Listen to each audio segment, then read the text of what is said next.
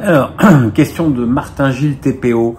Étant supporter du LOSC et voyant l'état des Girondins de Bordeaux, comment t'expliques que Gérard Lopez ait pu racheter Bordeaux après avoir failli à mettre le LOSC en faillite? Après avoir failli mettre le LOSC en faillite, oui, voilà. Ou comment a-t-on pu lui vendre surtout? Bah écoute, Martin, je me pose la même question. Quand on connaît le passif de Gérard Lopez dans sa gestion des équipes sportives, que ce soit du football en France, en Belgique ou de la Formule 1. Voilà, il y a des gens, tout ce qui touche, il le transforme en or. Lui, tout ce qui touche, il le transforme en trou.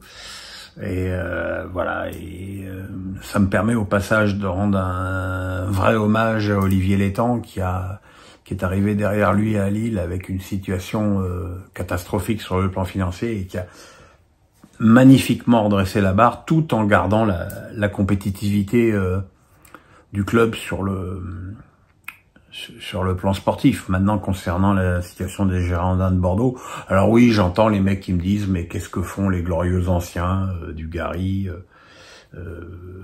Zidane, Lizarazu, mais bon, c'est comme Mbappé avec le camp. Ces gens ont effectivement beaucoup d'argent, mais ce sont pas des fonds de pension ou des pays du Golfe. Donc voilà, ce qu'il aurait fallu, c'est que la mairie s'inquiète avant de la situation de ce club et cherche des solutions de son côté. Parce que bon, le maire de Bordeaux, il est très fort pour faire des sapins en métal pour pas couper un pauvre arbre pour Noël. Mais bon, visiblement, le club, là aujourd'hui, il chouine, mais bon, c'est trop tard. Et c'est terrible parce que c'est quand même un club qui a un groupe de supporters absolument énorme. Il y a un engouement, enfin il pourrait y avoir un engouement incroyable à Bordeaux. Et quand j'entends Lopez dire bah ce serait bien qu'on reparte en National 2, j'ai juste envie d'hurler ou de pleurer.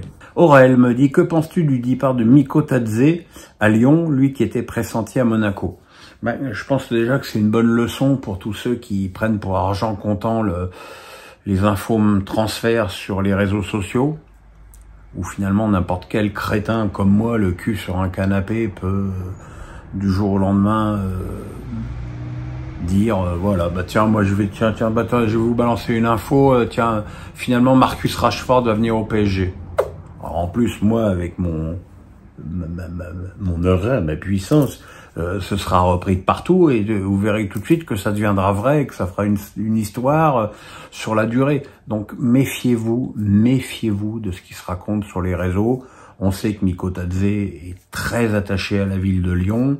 Je pense qu'à un moment donné, il a écouté ce que dit Monaco et il a préféré Lyon. J'imagine que s'il préfère Lyon en plus, parce que financièrement il fait pas une affaire, puisqu'il n'aurait pas payé d'impôts en étant à Lyon, puisque il me semble que enfin il doit avoir un passeport géorgien. Alors je sais pas si il a un passeport français et que quand tu as un passeport français tu payes les impôts. J'avoue que là je suis dans un vide juridique à mon niveau, mais voilà, donc voilà, il a choisi son club de cœur, et finalement, tant mieux. Jackie Boy me dit, Pierre Rochberg à l'OM semble un très bon coup sur le papier, d'accord avec moi. Oui, c'est un très bon coup, c'est un excellent joueur, dur au mal, dur sur l'homme, qui a une bonne frappe de balle, qui peut jouer seul au mitard ou dans un duo. Non, c'est un joueur extrêmement intéressant, 29 ans, il est dans la force de l'âge. 15 millions pour un joueur de ce niveau-là, ça me paraît être un prix tout à fait correct. Donc effectivement, je pense que c'est un excellent coup pour l'OM, qui en fait beaucoup des bons coups. Et au passage,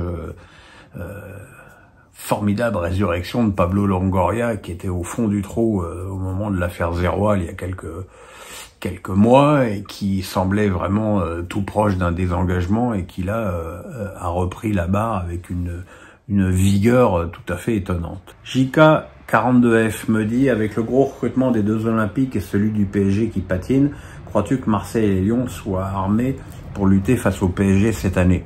Alors, comme ça, a priori, je dirais non. Et je dirais presque que c'est pas le but. qu'il faut peut-être pas être trop pressé. Lyon, ça fait des années qu'ils jouent pas la Ligue des Champions.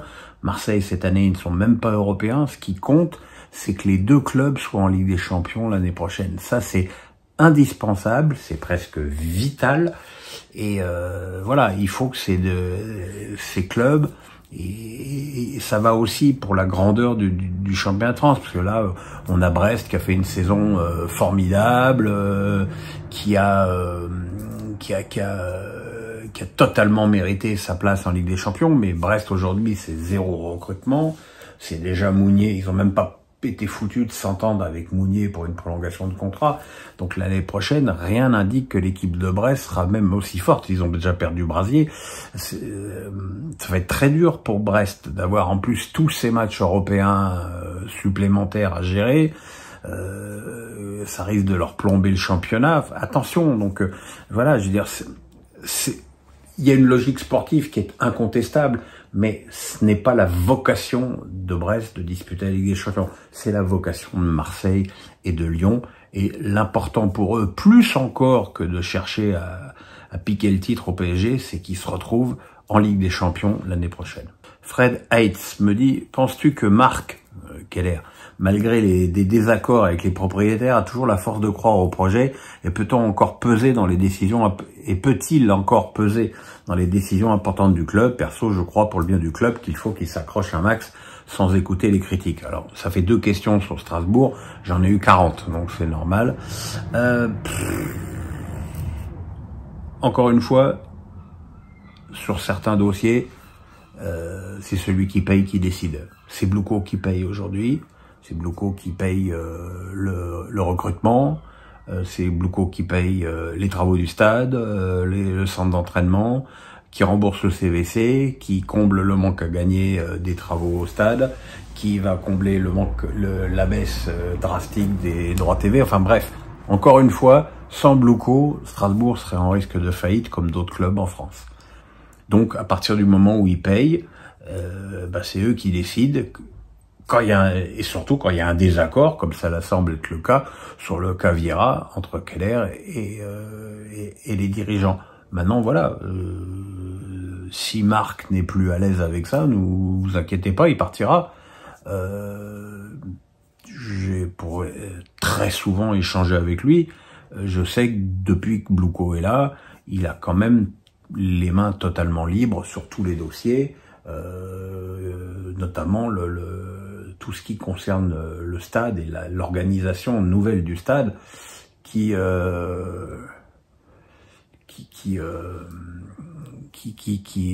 pose problème. Donc voilà, donc maintenant il faut voir ce que ça va donner, quoi. Arkman 7 me dit, avec le bon parcours d'Arthur Fils à Wimbledon et au tournoi d'Hambourg, quel classement ATP tu le vois dans les prochaines années? Alors j'étais pas convaincu, surtout au début de saison avec ses défaites à répétition Arthur Fils. Je trouvais qu'il jouait pas intelligemment, je trouvais qu'il faisait droite-gauche, droite-gauche, droite-gauche, sans discernement. Et puis finalement ce tournoi de Wimbledon où il n'était pas sur sa surface favorite, l'a révélé. Là il a fait un tournoi d'Hambourg magnifique, avec une finale magnifique contre un bon Zverev. Enfin bon, sur le terrain, pas au niveau du comportement. Effectivement, il continue à faire droite-gauche, mais bon, je veux dire, droite-gauche, ça reste la base du tennis. Donc maintenant, il faut voir ce que ça va donner. Mais moi, je pense que il est très solide en revers, il a un coup droit explosif. Il peut encore progresser au service, mais voilà, j'imagine que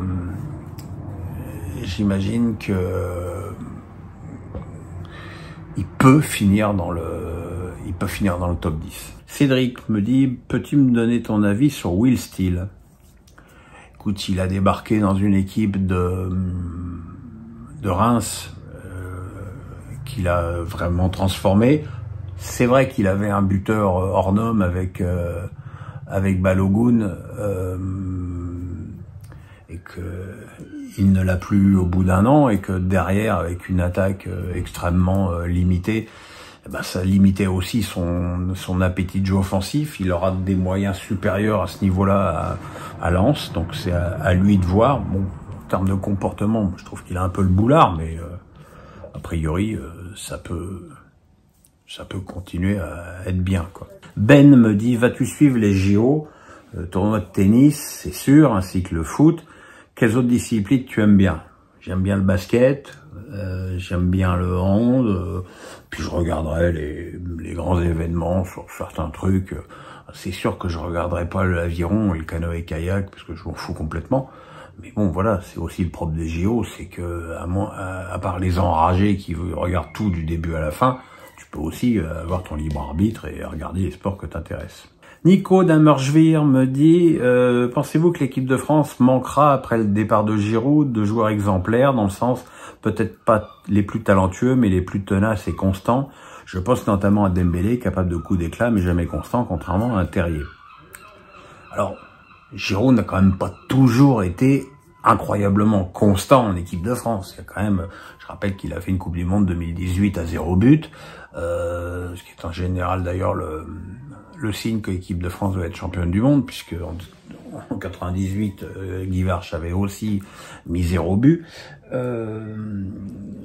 que Giroud a quand même été plusieurs fois contesté durant sa carrière internationale, notamment à l'époque où il n'était pas titulaire à Arsenal. Après, ça reste le meilleur buteur pour l'instant de l'histoire des Bleus, et évidemment ça se respecte.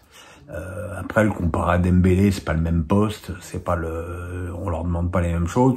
Et puis Terrier, qui a jamais été international, je vois pas bien ce qu'il fait là. Terrier, pour l'instant, il essaye encore de se remettre de sa blessure des croisés, et on verra si son transfert à Leverkusen lui permet de retrouver son meilleur niveau. Après, il est évident qu'il n'y a pas de successeur dans un rôle d'avant-centre point de fixation, facile dans les remises et dans le jeu de tête, mais bon, finalement il y en a de moins en moins des avant-centres comme ça, et que je pense de toute façon qu'à terme